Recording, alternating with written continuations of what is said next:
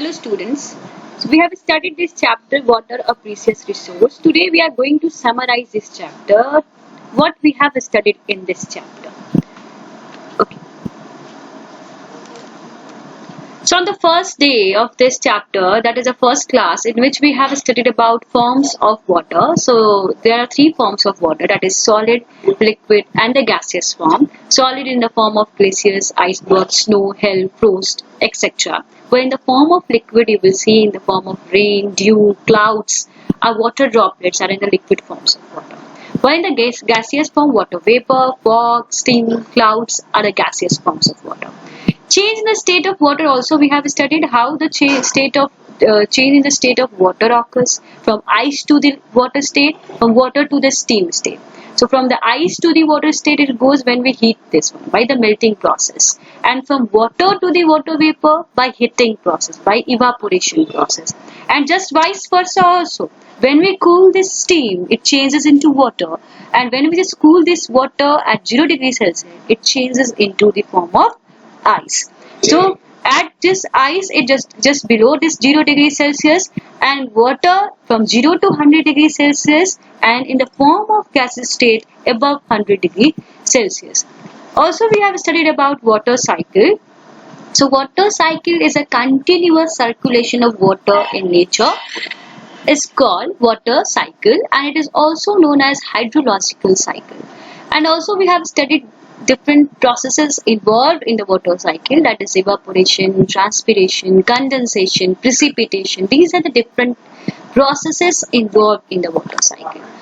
On the second day, we have studied about uses of water, in which we have studied three uses. The first one is agriculture, other one is domestic, and the third one is industrial.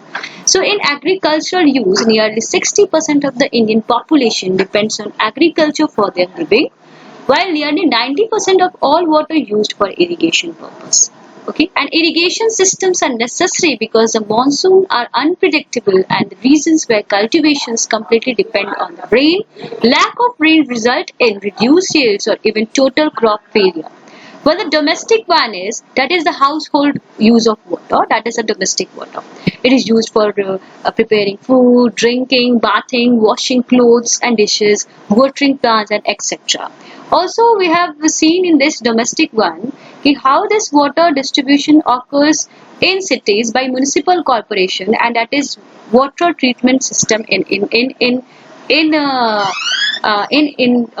urban areas. So from the lake, water is taken and sent to the chemical treatment plant, and there in the tank, this heavier particles settle down at the base of this tank, that is the sludge or sediments, and sent to the second level where the supernatant or the clear liquid goes to the three layers, that is layers of coal, sand and gravel.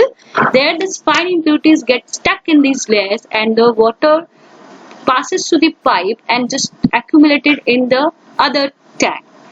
Here the microorganisms are killed by the help of chlorine and ammonia, and after killing this microorganism by the help of pump, this water stored in a storage tank, and further it is distributed to different houses. This is how the water distribution and water system in city works. The other one we have studied about industrial use.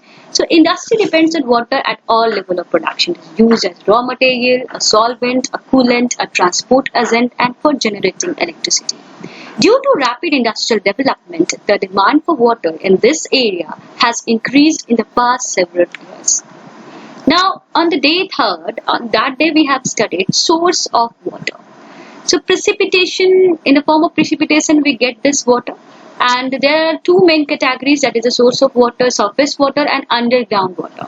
And in surface water, water is present on the earth's surface is called surface water, and in the form of lakes, rivers, oceans, this comes in the surface water. Even the rainwater, that comes in the surface water. While underground water and subsoil water, that is the groundwater, is the water under the ground where the soil is completely filled or saturated with water.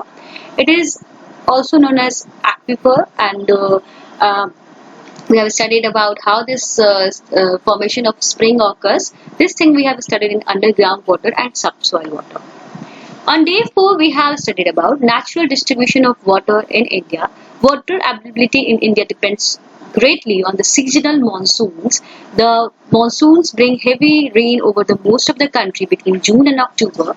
India raises from the places having waterless conditions, that is Thar desert, to the rainforest climate, that is the northern eastern state.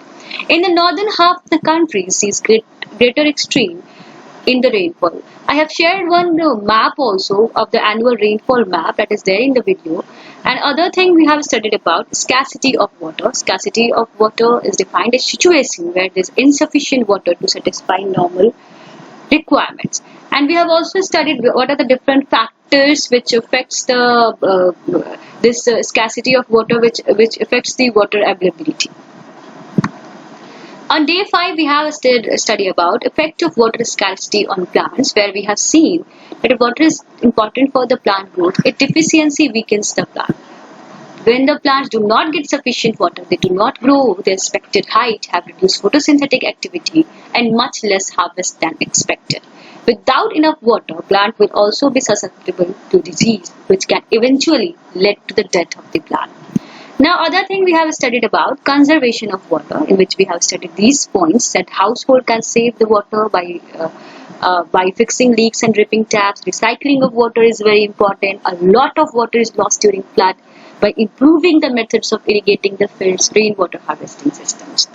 On day 6, we have studied about rainwater harvesting system in detail, where we have seen what is rainwater harvesting system, its advantages and disadvantages. On day 7, we have studied about dam, what is dam, advantages of dam, disadvantages of dams, and also we have studied about some major dams which is there in India, its locality and its storage capacity. This thing we have studied in this chapter, this much you have to study in this chapter. So thank you.